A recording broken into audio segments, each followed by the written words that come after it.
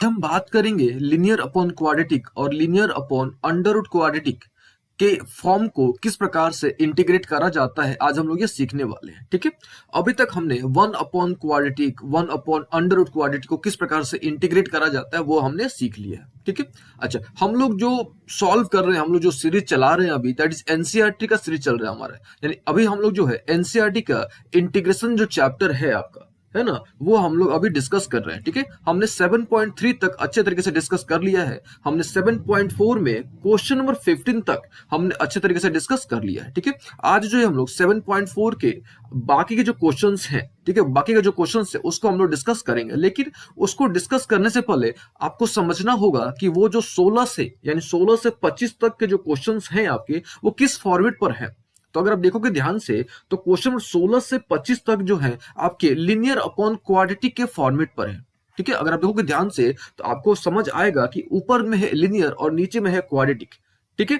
या ऊपर में है लिनियर और नीचे में है अंडर रूट क्वाड्रेटिक, यानी दो फॉर्म पे आपको मिलेंगे। यानी 7.4 जो है आपका, जो एनसीईआरटी का जो 7.4 एक्सरसाइज है, इसमें 16 से लेके 25 तक, ठीक है, 16 to 25 जो फॉर्मेट है, जो क्वेश्चन का जो फॉर्मेट है, वो ये दो फॉर्मेट्स है, that is linear upon quadratic है और linear upon under root quadratic है, ठीक है। इससे पहले अगर आप देखोगे यानी 1 से लेके 15 तक का जो फॉर्मेट था वो 1 अपॉन क्वाड्रेटिक और 1 अपॉन अंडर रूट क्वाड्रेटिक के फॉर्मेट पर बेस्ड था। तो वो हमने सॉल्व कर लिया, वो हमने सीख लिया है, हमने उसका ट्रिक भी सीख लिया है, ठीक है। तो आज जो हम लोग स्पेशली डिस्कस करने वाले हैं लीनियर अपॉन क्वाड्रेटिक और linear upon under root quadratic को किस प्रकार से इंटीग्रेट करा जाता है, ये हम लोग सीखने वाले हैं, ठीक है। लेकिन इस टॉपिक को स्टार्ट करने से पहले आपको कुछ बातों का ध्यान रखना होगा, ठीक है। और वो क्या बातें हैं वो समझो आप ध्यान से, ठीक है। अभी देखो, हमने यहाँ पे एक रूल लिखा हुआ है, ठीक है। ये हमने यहाँ पे एक रूल लिखा हुआ है कि दैट इज, अच्छा, पी एक्स प्लस क्यू यानी लीनियर। लीनियर का मतलब समझ लो आप पहले, लीनियर यानी डिग्री 1, ठीक है। लीनियर यानी डिग्री 1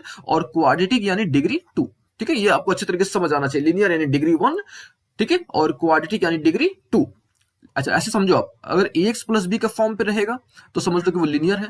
अच्छा, अगर P X square plus Q X plus R, यानी अगर आप देखो ध्यान से तो इसका डिग्री 2 है, डिग्री यानी हाईएस्ट पावर। तो अगर इस फॉर्म पे रहेगा, ठीक है, लिनियर अपॉन क्वाड्रेटिक के फॉर्म पे रहेगा या लिनियर अपॉन अंडर क्वाड्रेटिक के फॉर्म पे रहेगा, तो इसको हम लोग कैसे सॉल्व करते हैं आज हम लोग सीखने वाले हैं, ठीक है। अभी देखो ध्यान से, यहां तक क्लियर होगा अच्छे तरीके से कि हम लोग क्या पढ़ने वाले हैं आज, ठीक है। और हम लोग जो है जिस क्वेश्चन का प्रैक्टिस करेंगे वो 7.4 जो आपका एनसीईआरटी का 7.4 जो है, जो बाकी के जो क्वेश्चन है 16 से जो 25 क्वेश्चन है, इसको हम लोग सॉल्व करके प्रैक्टिस करेंगे, ठीक है। अभी देखो, हमने कुछ फॉर्मेट को समझना होगा, ठीक है। हमने क्या करना होगा, कुछ फॉर्मेट को समझना होगा। लाइक क्या, सबसे पहले अगर आपका नीचे वाला जो क्वाड्रेटिक है, ठीक है, नीचे वाला जो क्वाड्रेटिक है, अगर उसका डेरिवेटिव अगर ऊपर में है, ठीक है, अगर उसका डेरिवेटिव ऊपर में है, तब आपको जो ये जो हमने सी नंबर में जो फॉर्मूला लिखा हुआ है, इस क्राइटेरिया को फॉलो नहीं करना है, इस क्राइटेरिया को फॉलो नहीं करना है, ठीक है। फिर से, अगर ऊपर में आपका लिनियर है और नीचे में क्वाड्रेटिक है, अच्छा, और क्वाड्रेटिक का अगर डेरिवेटिव ऊपर वाला है, क्वाड्रेटिक का अगर डेरिवेटिव ऊपर वाला है, तब आपको ये वाला जो फॉर्मेट है ये यूज नहीं करना है, ठीक है। ये फॉर्मेट आपको तभी यूज करना है, यानी पॉइंट नंबर सी पर आप फोकस करो, ये जो फॉर्मेट है आपको तभी यूज करना है, ठीक है। कब, तब आपका कि जो नीचे वाला है आपका, ये जो A X square plus B X plus C है, इसका डेरिवेटिव ऊपर वाला ना हो तब। आ रही बात समझ में? तो आपको दो तरह के यहाँ पे क्वेश्चंस मिलेंगे, ठीक है। यानी आपको जो है लीनियर अपॉन क्वाड्रेटिक और लीनियर अपॉन अंडर क्वाड्रेटिक में आपको दो तरह के क्वेश्चंस मिलेंगे। सबसे पहला क्वेश्चन मिलेगा कि भाई जो क्वाड्रेटिक है यहाँ पे, इसका ऊपर में आपको डेरिवेटिव मिल जाए, एक ये आपको मिलेगा, ठीक है। उसको सॉल्व करना काफी आसान है, उसको आपने सॉल्व करा हुआ है, ठीक है। अच्छा, एक आपको मिलेगा कि भाई जो नीचे वाला जो क्वाड्रेटिक है, इसका ऊपर वाला डेरिवेटिव ना हो।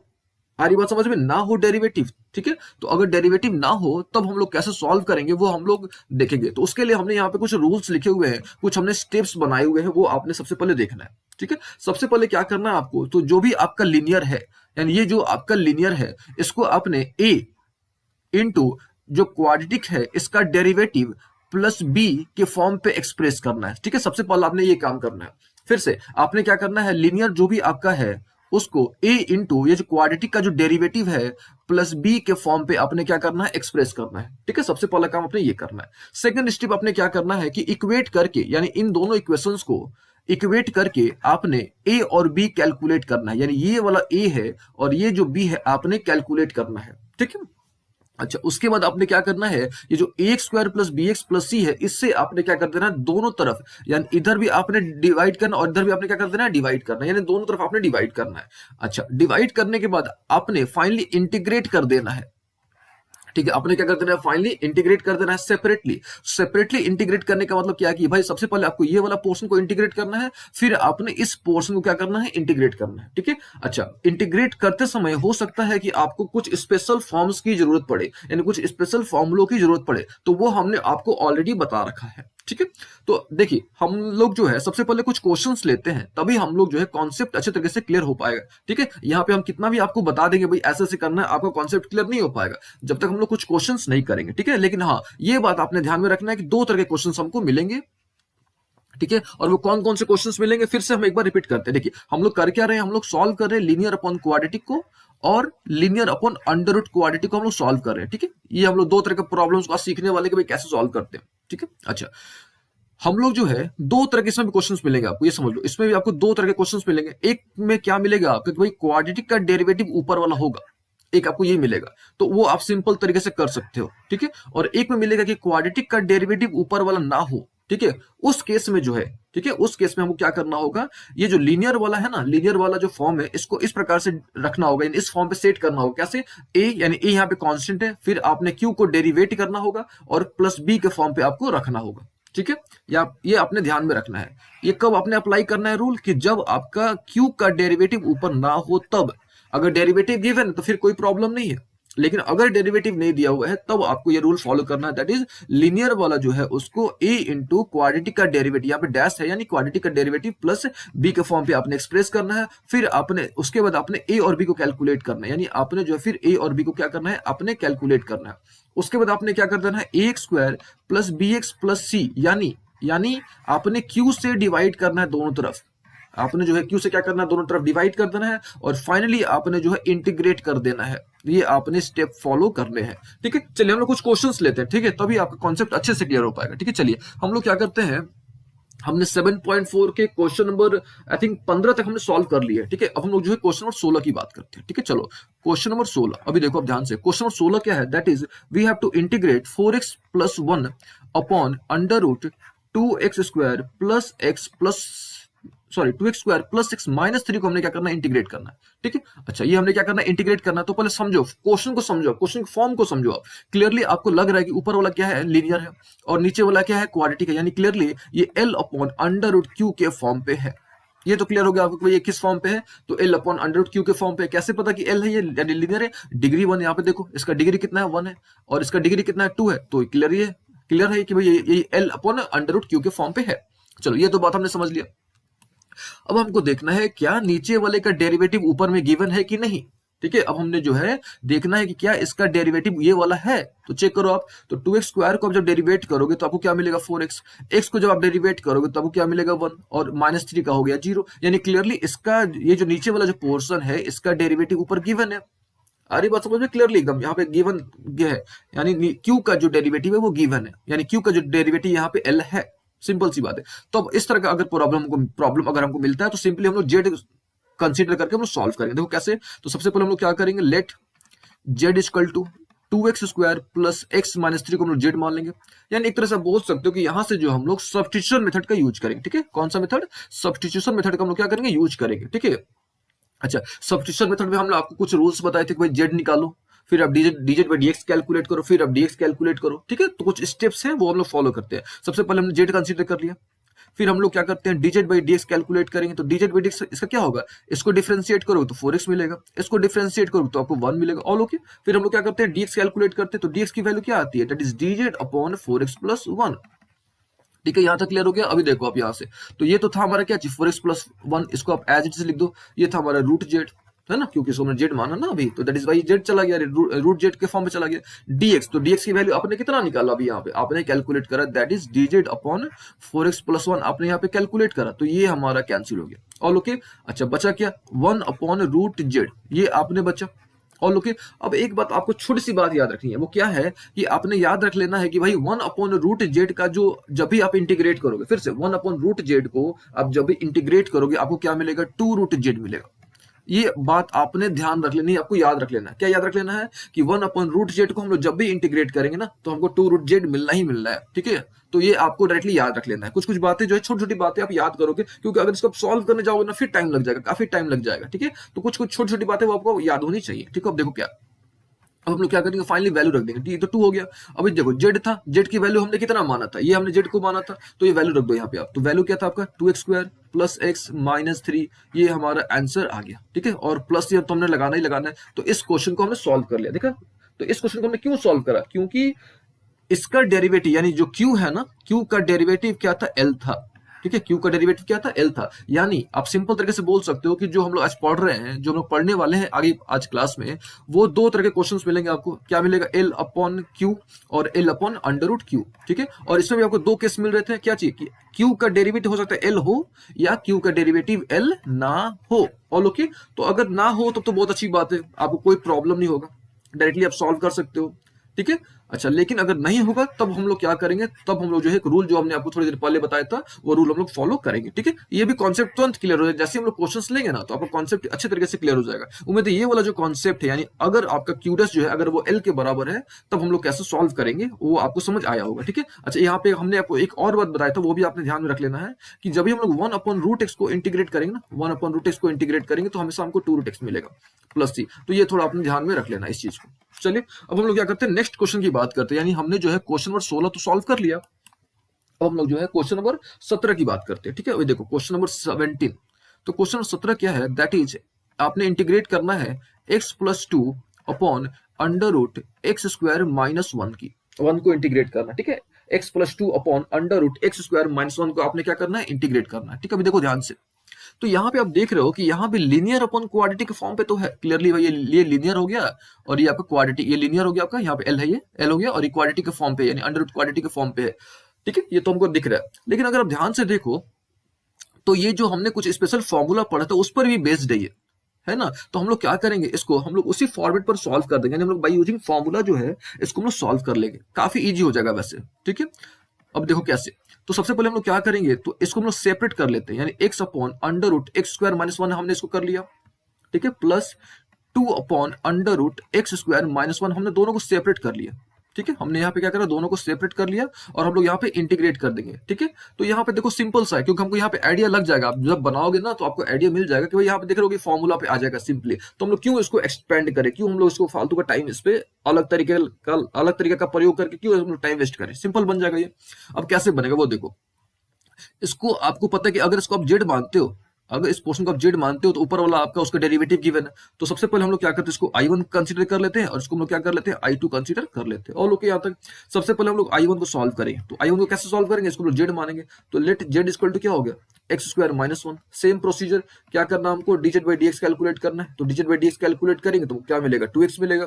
फिर हम लोग क्या करेंगे, dx कैलकुलेट करेंगे, तो dx कैलकुलेट करेंगे तो वो क्या मिलेगा, dz अपॉन 2x। और लोग यहाँ तक। अच्छा, अभी देखो ये तो x था और नीचे में हमने इसको क्या मान लिया, इसको हमने z माना, ठीक है, हमने इसको z माना यानी रूट z हो गया। अच्छा, ये जो dx था, dx की वैल्यू हमने कितनी कैलकुलेट कर ली, that is dz upon 2x।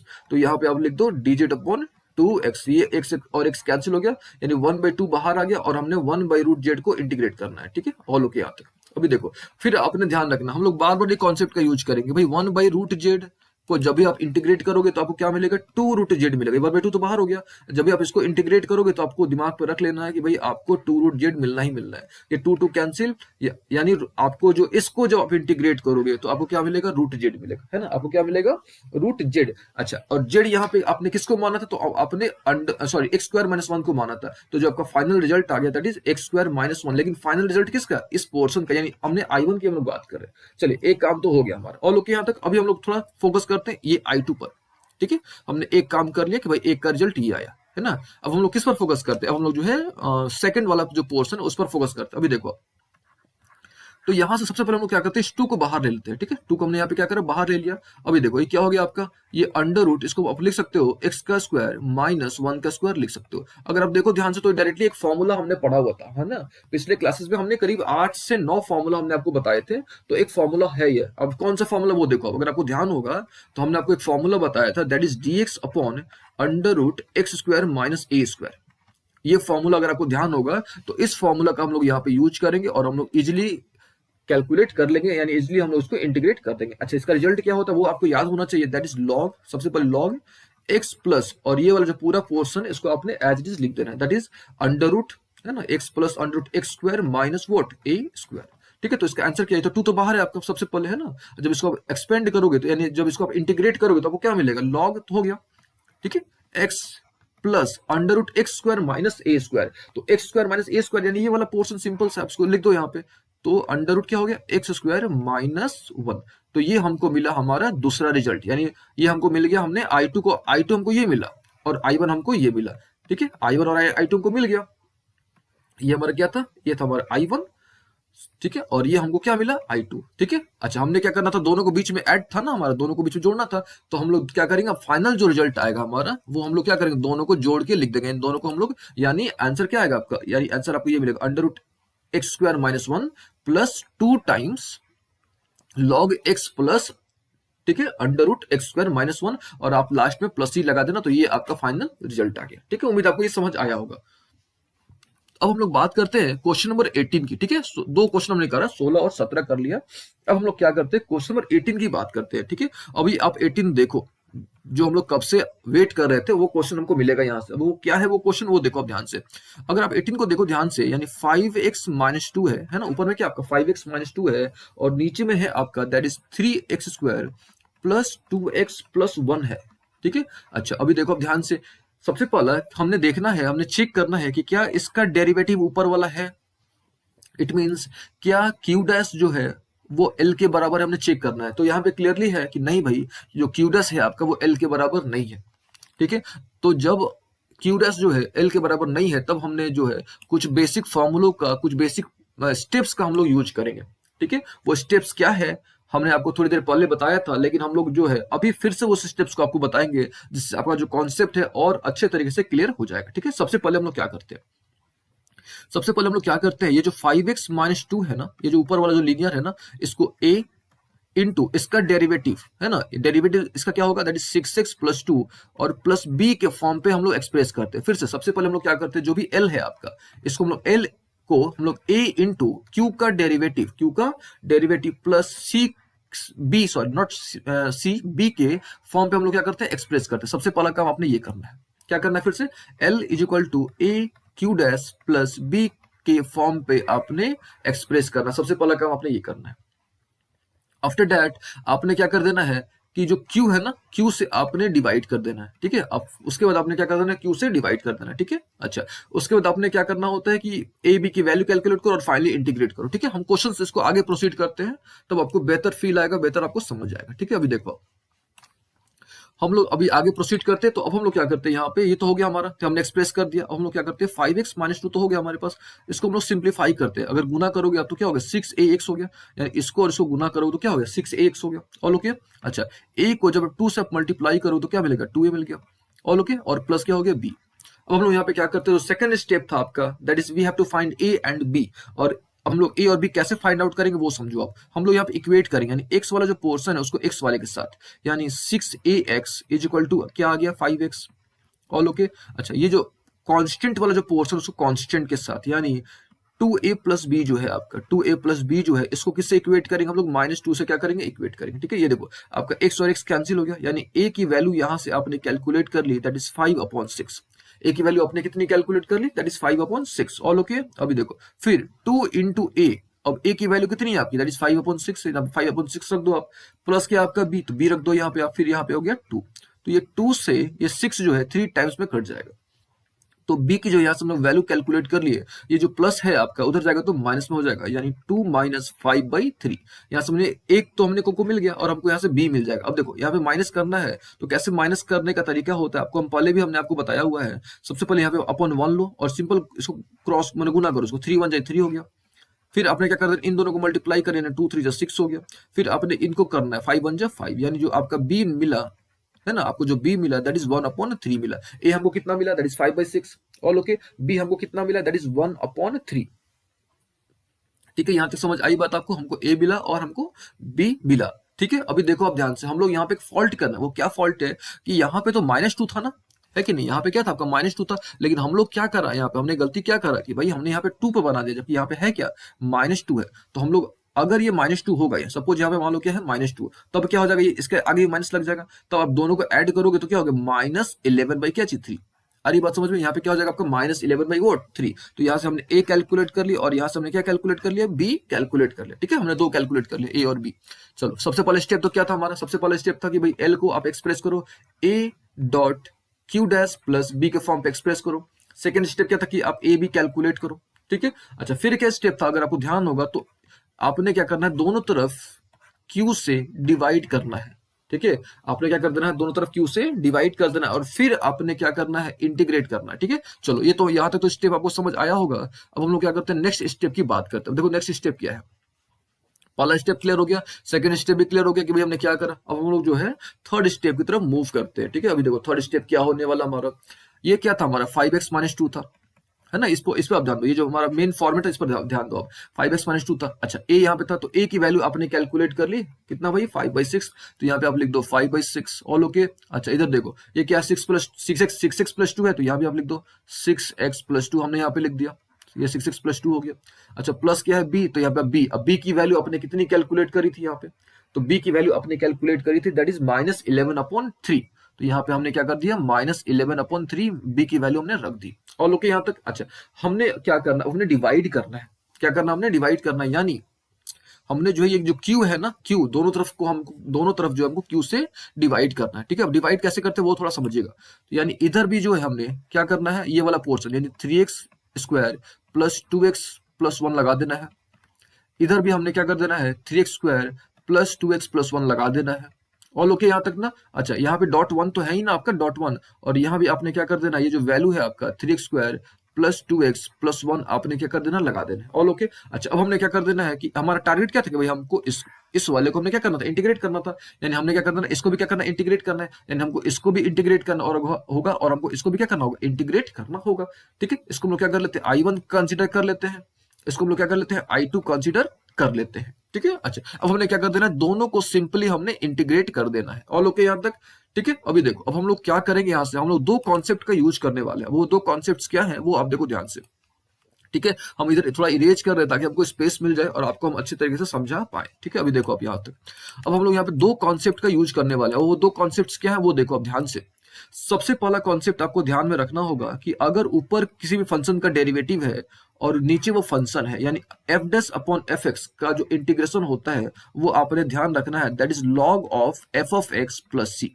इसका आपने ध्यान रखना है, सबसे पहली बात। ठीक है, अच्छा सेकंड आपने क्या ध्यान रखना है कि अगर आपका 1/q को जब अगर आप सॉल्व कर रहे हो, ठीक है, अगर आप 1/q यानी 1/क्वाड्रेटिक को अगर आप सॉल्व कर रहे हो, आ रही बात समझ में, अगर इस q का जो d है अगर वो निगेटिव आ रहा है, अगर इस जो q है इसका d अगर क्या आ रहा है, निगेटिव आ रहा है, तब जो है आपने क्या करना होता है 2 और okay 2/√d plus not plus यहाँ पे फिर tan इनवर्स। ठीक है, tan इनवर्स, फिर आपका जो है q को आपने डेरिवेट करना होता है अपॉन आपने √d लिखना होता है प्लस c। तो ये दो फॉर्मेट आपको आने चाहिए। ठीक है, अच्छा ये जो फॉर्मेट है यानी 1/क्वाड्रेटिक को किस प्रकार से कम समय में इंटीग्रेट करा जाए, इस पर हमने एक अलग सा लेक्चर दिया हुआ है। ठीक है, आप वहां से एक बार इसको आप चेक कर लेना। ठीक है, अच्छा ये तो हो गई बात, तो ये आपने ध्यान में रखना है क्या चीज, ये वाला पर सबसे पहला कि नीचे कोई फंक्शन अगर उसका डेरिवेटिव है तो डायरेक्टली आपने रिजल्ट लिख देना है, that is log f(x). Second आपने क्या ध्यान रखना है कि 1/q के फॉर्म पे है।